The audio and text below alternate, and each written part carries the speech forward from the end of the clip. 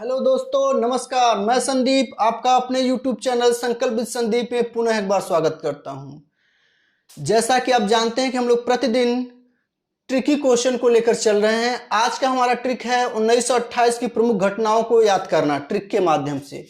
ठीक, तो ट्रिक क्या है आपका देख लीजिए। नेहरू ने 28 बार जिन और साई को देखा। कितनी बार देखा? 28 बार। तो आपको बता दें कि 1928 की सभी घटनाओं को हम लोग याद करेंगे। नेहरू रिपोर्ट कब लागू हुई थी, जारी कब हुई थी? 1928 को। 28 से 28 है। बारदौली सत्याग्रह कब हुआ? 1928 को। जिन्ना फार्मूला कब आया? 1928 को। 14 सूत्री मांग किया था मोहम्मद अली जिन्ना ने। ठीक, और साइमन कमीशन का आगमन भारत में कब हुआ? 1928। 27 में इसकी क्या हुई थी? स्थापित किया गया था। 27 में लागू किया गया था इंग्लैंड में, और यहां भारत पे आया कब? 1928 में। चलिए अगला ट्रिक देखते हैं। अगला ट्रिक हमारा है अलाउद्दीन खिलजी से संबंधित कार्य। अलाउद्दीन खिलजी से संबंधित प्रमुख कार्य को बार बार परीक्षाओं में पूछ लेता है, इस पर हम कम ध्यान देते हैं। लेकिन आज आइए हम लोग देख लेते हैं अलाउद्दीन। अलाउद्दीन से अलाई दरवाजा और अलाउद्दीन खिलजी इसका नाम है। तो अलाई दरवाजा किसने बनवाया था? अलाउद्दीन खिलजी ने बनवाया था। और सैनिकों का हुलिया और स्थायी सैनिक रखने का कार्य किस सल्तनतकालीन शासक ने किया था? तो अलाउद्दीन खिलजी ने किया था। ध्यान दीजिएगा। घोड़े दागने की प्रथा भी इसने चलाई थी। और हसीना से क्या होगा आपका? हजार खंभा महल इसने बनवाया। सीरी का किला बनवाया।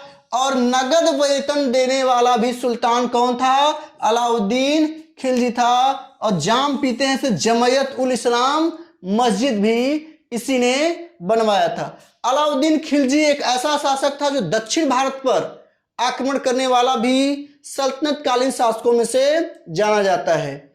ठीक, आइए देखते हैं अगले ट्रिक पर। अगला ट्रिक है हमारा प्राचीन भारत के विभिन्न राजवंशों को याद करना, इनका क्रम से।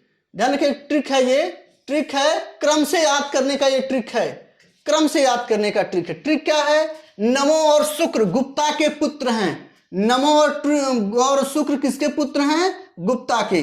तो नमो से न से नंदवंश, मो से मौर्य वंश। नंदवंश सबसे पहले गद्दी पर बैठा, मगध की गद्दी पर।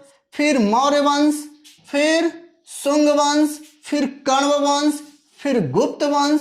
और सबसे बड़ी बात कि ये जितने चारों राजवंश हैं पांचों, इन सब की राजधानी कहां रही?